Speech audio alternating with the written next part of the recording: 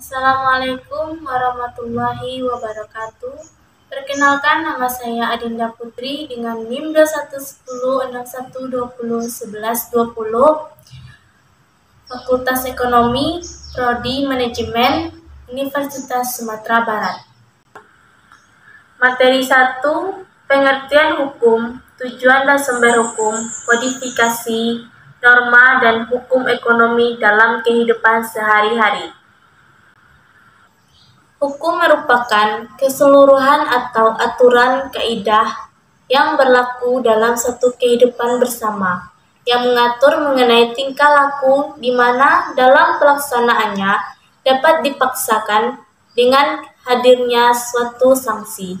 Hukum mengatur hubungan hukum yang terdiri dari ikatan-ikatan antara individu dan masyarakat dan antara individu itu sendiri, yang mana tercermin dalam hak dan kewajiban. Dalam usahanya mengatur, hukum menyesuaikan kepentingan perorangan dengan kepentingan masyarakat dan sebaik-baiknya. Mengingat bahwa masyarakat itu sendiri dari individu-individu yang menyebabkan terjadinya interaksi, maka akan selalu terjadi konflik atau ketegangan antara kepentingan perorangan dan kepentingan perorangan dengan kepentingan masyarakat.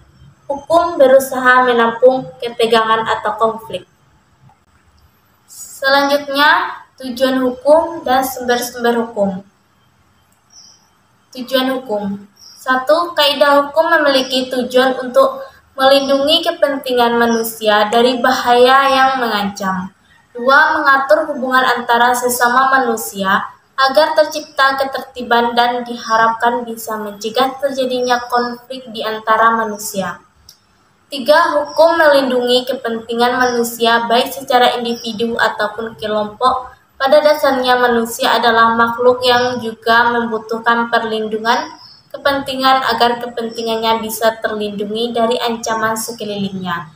4. Hukum memiliki tujuan untuk mewujudkan kebahagiaan yang sebesar-besarnya untuk semua orang, tidak hanya memberi nafkah hidup, tapi juga memberi makan yang berlimpah, perlindungan dan mencapai kebersamaan. 5. Hukum menjaga sarana untuk memelihara dan menjamin ketertiban. Selanjutnya, pengertian ekonomi dan hukum ekonomi. Pengertian ekonomi dimaknai sebagai aturan rumah tangga atau manajemen rumah tangga. Menurut Kamus Besar Bahasa Indonesia, pengertian ekonomi adalah ilmu tentang asas-asas produksi, distribusi, dan pemakaian barang serta kekayaan, seperti hal keuangan, perindustrian, dan perdagangan. Hukum ekonomi. Hukum ekonomi adalah beragam ketentuan yang menjelaskan tentang hubungan yang terjadi antara berbagai peristiwa ekonomi. Dalam hukum ekonomi, terdapat dua jenis hubungan yang saling berkaitan satu sama lain, yaitu hubungan kausalitas dan hukum fungsional. Dalam praktiknya, hukum ekonomi tidak berlaku secara mutlak dan lebih bersifat cenderung terjadi. Berlakunya hukum ekonomi ditentukan oleh prinsip ceteris paribus. Hukum ekonomi hanya dapat menjelaskan peristiwa ekonomi ketika masyarakat yang tidak termasuk sebagai objek penelitian tidak mengalami perubahan. Materi 2. Subjek dan objek hukum serta hak kebendaan yang bersifat sebagai pelunasan hutang. Subjek hukum adalah sesuatu yang menurut hukum berhak atau berwenang untuk melakukan perbuatan hukum atau segala sesuatu yang dapat menyandang hak dan kewajiban menurut hukum. Selanjutnya, macam-macam badan hukum. Badan hukum privat adalah badan hukum yang didirikan berdasarkan hukum sipil atau perdata yang menyangkut kepentingan banyak orang di dalam badan hukum tersebut. Badan hukum publik adalah badan hukum yang dibentuk oleh yang berkuasa berdasarkan perundang-undangan yang dijalankan secara fungsional oleh efektif atau badan pengurus yang diberikan untuk tugas itu. Selanjutnya, jenis Jenis benda pada objek hukum berdasarkan pasal 503 sampai 504 KUH Perdata. Benda bergerak adalah benda yang menurut sifatnya dapat berpindah sendiri ataupun dapat dipindahkan. Benda dibedakan menjadi dua, yaitu benda bergerak karena sifatnya, benda bergerak karena ketentuan. Selanjutnya, macam-macam pelunasan hutang. 1. Jaminan umum adalah jaminan yang terbentuk karena sudah ditentukan oleh undang-undang. Dalam hal ini, benda yang dapat dijadikan pelunasan jaminan umum apabila telah memenuhi persyaratan umum. 2. Jaminan khusus adalah jaminan yang timbul karena perjanjian. Secara yuridis, baru timbul karena adanya suatu perjanjian antara bank dengan pemilik anggunan, atau antara bank dengan pihak ketiga yang menanggung utang debitur. Pelunasan utang dengan jaminan khusus merupakan hak khusus pada jaminan tertentu bagi pemegang gadai, hipotek, hak tanggungan, dan fidusia. Materi 3. Hukum perdata yang berlaku di Indonesia. Hukum perdata yang berlaku di Indonesia yaitu hukum perkawinan. Menurut Undang-Undang Nomor 1 Tahun 1974. Hukum waris. Hukum waris merupakan suatu hukum yang mengatur peninggalan harta seseorang yang telah meninggal dunia diberikan kepada yang berhak, seperti keluarga dan masyarakat yang lebih berhak. Hukum kekeluargaan. Hukum kekeluargaan juga termasuk di dalam hukum perdata yang mengatur perihal hubungan-hubungan hukum yang timbul dari hubungan kekeluargaan, yaitu perkawinan beserta hubungan dalam lapangan, hukum kekayaan antara suami istri, hubungan antara orang tua dan anak. Selanjutnya, hukum perdata yang berlaku di Indonesia yaitu hukum perikatan. Hukum perikatan merupakan hubungan hukum yang terjadi antara orang yang satu dengan orang yang lain karena perbuatan, peristiwa, atau keadaan. Hukum perorangan. Hukum perorangan adalah hukum yang mengatur tentang manusia sebagai subjek hukum dan tentang kecakapannya untuk memiliki hak-hak serta bertindak sendiri dalam melaksanakan hak-haknya itu. Hukum kekayaan. Hukum kekayaan adalah hukum yang mengatur benda dan hak-hak yang dapat dimiliki atas benda. Materi 4. Hukum perikatan. Pengertian hukum perikatan. Perikatan dalam bahasa Belanda disebut verbintenis. Istilah perikatan dalam literatur hukum di Indonesia. Perikatan adalah suatu hubungan hukum dalam lapangan harta kekayaan antara dua orang atau lebih, di mana pihak yang satu berhak atas sesuatu dan pihak lain berkewajiban atas sesuatu. Menurut ilmu pengetahuan hukum perdata, pengertian perikatan adalah suatu hubungan dalam lapangan harta kekayaan antara dua orang atau lebih, di mana pihak yang satu berhak atas sesuatu dan pihak lain berkewajiban atas sesuatu. Selanjutnya, azas-azas dalam hukum perikatan. Azas hukum adalah pikiran dasar yang terdapat dalam hukum konkret atau di luar peraturan hukum konkret di Indonesia. Materi 5. Hukum perjanjian baku atau standar yang pasal-pasalnya ditentukan perjanjian yang diatur di dalam dan di luar. Standar kontrak. Standar kontrak atau perjanjian baku adalah penggunaan klausula eksonerasi dalam transaksi konsumen.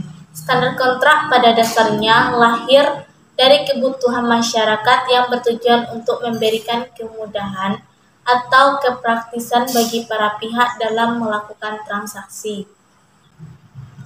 Macam-macam perjanjian.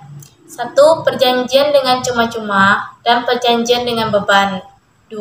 Perjanjian sepihak dan perjanjian timbal balik. 3. Perjanjian konsensual, formal, dan real. 4. Perjanjian bernama, tidak bernama, dan campuran. Materi 6. Hubungan hukum perdata dengan hubungan hukum dagang. Hukum dagang. Hukum dagang adalah aturan-aturan hukum yang mengatur hubungan orang yang satu dan lainnya dalam bidang perniagaan. Sedangkan hukum perdata dapat diartikan sebagai rangkaian peraturan-peraturan hukum yang mengatur hubungan antara orang yang satu dengan yang lain dan menitikberatkan kepada kepentingan perseorangan. Berlakunya hukum dagang. Perkembangan hukum dagang abad pertengahan di Eropa tahun 1000 sampai 1500, di Italia dan Prancis Selatan setelah lahir kota-kota sebagai pusat perdagangan. Hubungan pengusaha dan pembantunya. Pengusaha adalah seorang yang melakukan atau menyuruh melakukan perusahaannya. Sebuah perusahaan dapat dikerjakan oleh seseorang pengusaha atau beberapa orang pengusaha dalam bentuk kerjasama. Materi 7. Bentuk-bentuk badan usaha, perseroan terbatas, koperasi, yayasan, badan usaha milik negara. Badan usaha merupakan suatu usaha yang menghasilkan barang atau jasa dengan tujuan mencari keuntungan atau laba sebesar-besarnya dalam mempertahankan kelangsungan usahanya dan untuk memperoleh laba tersebut. Badan usaha tidak lepas dari masalah tenaga kerja atau sumber daya manusia. Sumber daya manusia merupakan salah satu faktor penentu tercapainya tujuan organisasi. Selain itu, sumber daya manusia merupakan modal yang dapat terpenting dalam perusahaan karena pengetahuan yang mereka miliki. Sumber daya manusia juga merupakan penggerak utama atas kelancaran proses produksi. Bahkan, jalannya perusahaan mengingat sangat pentingnya sumber daya manusia dalam suatu organisasi, maka masalah karyawan perlu mendapat perhatian dari perusahaannya. Bentuk-bentuk badan usaha. Badan usaha adalah kesatuan yuridis dan ekonomis yang menggunakan modal dan tenaga kerja untuk mencari keuntungan. Adapun beberapa hal yang diperlukan untuk mendirikan suatu badan usaha, di antaranya produk dan jasa yang nantinya akan dijual atau diperdagangkan. Perseroan terbatas adalah perseroan badan hukum yang merupakan persekutuan modal, didirikan berdasarkan perjanjian, melakukan kegiatan usaha dengan modal dasar yang seluruhnya terbagi dalam saham atau badan hukum perorangan yang memenuhi kriteria usaha mikro dan kecil, sebagaimana diatur dalam peraturan perundang-undangan mengenai usaha mikro dan kecil. Materi 8. Wajib daftar perusahaan. Pengertian dasar perusahaan. Menurut Pasal 1 Undang-Undang Nomor 3 Tahun 1982, daftar perusahaan adalah catatan resmi yang diadakan menurut aturan atau berdasarkan ketentuan undang-undang ini atau peraturan pelaksanaannya, dan memuat hal-hal yang wajib didaftarkan oleh semua perusahaan serta disahkan oleh pejabat yang berwenang dari kantor pendaftaran perusahaan. Kewajiban daftar perusahaan. Berkedudukan wilayah NKRI, pendaftaran dilakukan oleh pemilik atau pengurus perusahaan. Salah satu dari perusahaan harus memenuhi kewajiban. Materi 9. Pengertian haki, prinsip-prinsip hak kekayaan intelektual, klasifikasi hak kekayaan intelektual, dasar hukum hak kekayaan intelektual. Pengertian haki. Hak kekayaan intelektual atau yang biasa disebut dengan haki adalah hak yang didapatkan dari hasil olah pikir manusia untuk dapat menghasilkan suatu produk, jasa, atau proses yang berguna untuk masyarakat. Jadi, dapat disimpulkan bahwa hak adalah hak untuk menikmati secara ekonomis hasil dari suatu kreativitas intelektual. Objek yang diatur dalam kekayaan intelektual berupa karya yang dihasilkan oleh kemampuan intelektual manusia. Istilah haki didapat dari intellectual property right yang telah diatur dalam Undang-Undang Nomor 7 Tahun 1994 mengenai pengesahan WTO. Prinsip-prinsip hak kekayaan intelektual. 1. Prinsip ekonomi dalam hak intelektual berasal dari kegiatan kreatif dari daya pikir manusia yang memiliki manfaat serta nilai ekonomi yang akan memberikan keuntungan kepada pemilik hak cipta. 2. Prinsip keadilan merupakan suatu perlindungan hukum bagi pemilik suatu hasil dari kemampuan intelektual. 3. Prinsip kebudayaan merupakan pengembangan dari ilmu pengetahuan, sastra, dan seni guna meningkatkan taraf kehidupan serta akan memberikan keuntungan bagi masyarakat. 4. Prinsip sosial mengatur kepentingan manusia sebagai warga negara, sehingga hak yang telah diberikan oleh hukum atas suatu karya merupakan suatu kesatuan yang diberikan perlindungan berdasarkan keseimbangan antara kepentingan individu dan masyarakat atau lingkungan. Dasar hukum hak kekayaan intelektual. Undang-Undang Nomor 19 atau 2002 diganti dengan Undang-Undang Nomor 28 Tahun 2014 tentang hak cipta berisi tentang hak cipta, pencipta, perlindungan hak cipta, dan juga ciptaan yang dilindungi. Undang-Undang Nomor 4 Tahun 2001 tentang paten. Undang-Undang Nomor 15 Tahun 2001 tentang merek berisi tentang merek dagang, merek jasa, merek koleksi, dan jangka waktu perlindungan terhadap merek. Undang-Undang 31 Tahun 2000 tentang desain industri. Undang-Undang 32 Tahun 2000 tentang desain tata letak sirkuit terpadu. Undang-Undang Nomor 3 Tahun 2000 tentang rahasia dagang. Materi 10. Prosedur permohonan hak cipta, paten, merek, desain, industri, dan rahasia dagang. Hak cipta merupakan salah satu bagian dari kekayaan intelektual yang memiliki ruang lingkup objek dilindungi paling luas karena mencakup ilmu pengetahuan, seni, dan sastra yang di dalamnya mencakup pula program komputer. Hak paten. Hak paten adalah hak eksklusif yang diberikan oleh negara kepada inventor berkat hasil invensinya di bidang teknologi dalam kurun waktu tertentu menjalankan sendiri invensi tersebut atau menyetujui kepada pihak lain untuk menjalankannya. Dasar hukum hak paten. Pemerintah telah mengatur undang-undang hak paten antara lain Undang-Undang Nomor 13 Tahun 2016 tentang paten, Undang-Undang hak paten yang mencabut peraturan sebelumnya, yaitu Undang-Undang Nomor 14 Tahun 2001 tentang paten. Hak merek. Hak merek adalah suatu penanda dari sebuah produk, mulai dari tampilan grafis, nama, logo, huruf, angka, kata, susunan warna, hologram, sampai dengan suara yang digunakan. Materi 11. Konsumen dan pelaku usaha.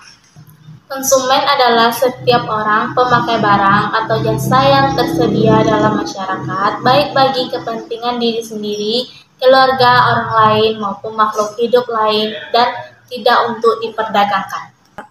Hak dan kewajiban pelaku usaha.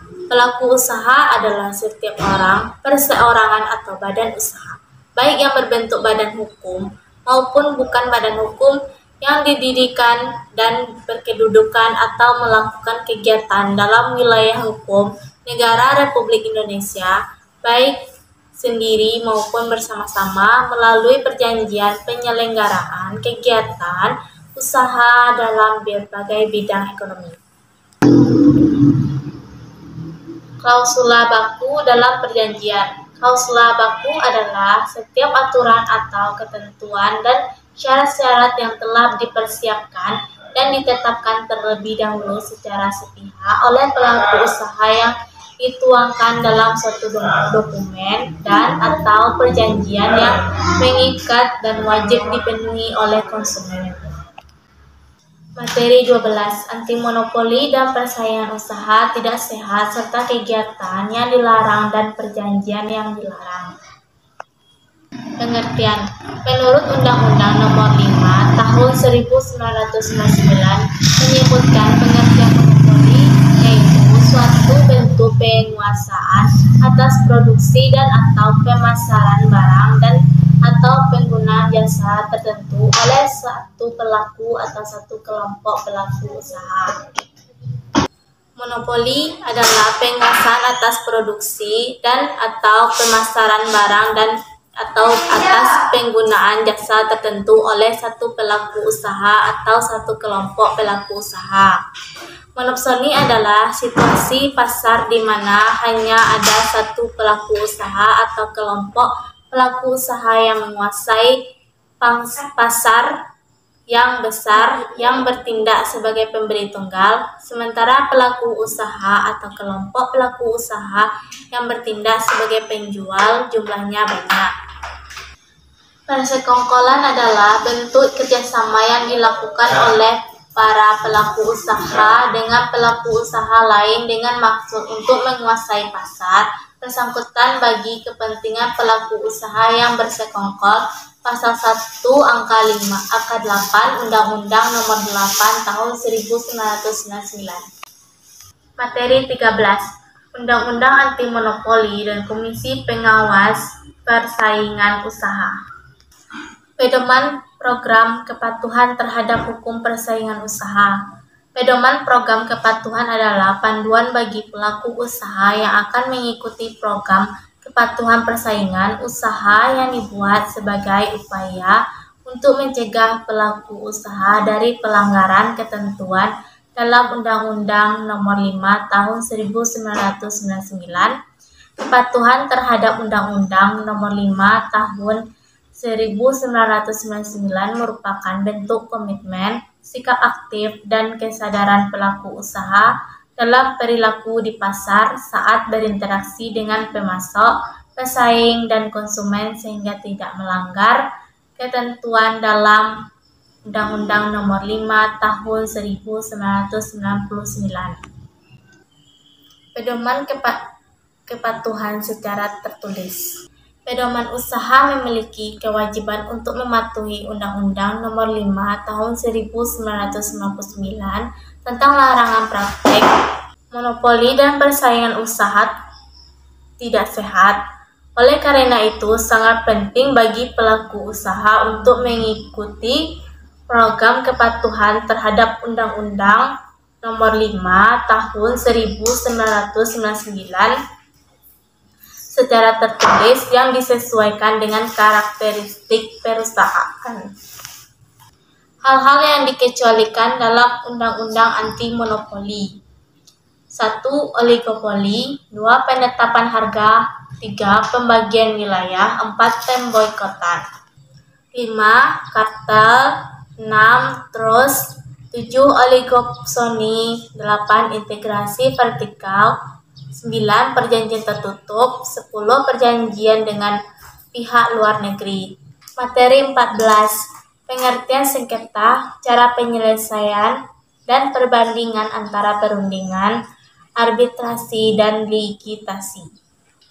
Pengertian sengketa. Sengketa dalam bahasa Indonesia adalah pertentangan atau konflik. Konflik berarti adanya oposisi atau pertentangan antara orang-orang, kelompok-kelompok, atau organisasi-organisasi terhadap satu permasalahan objek.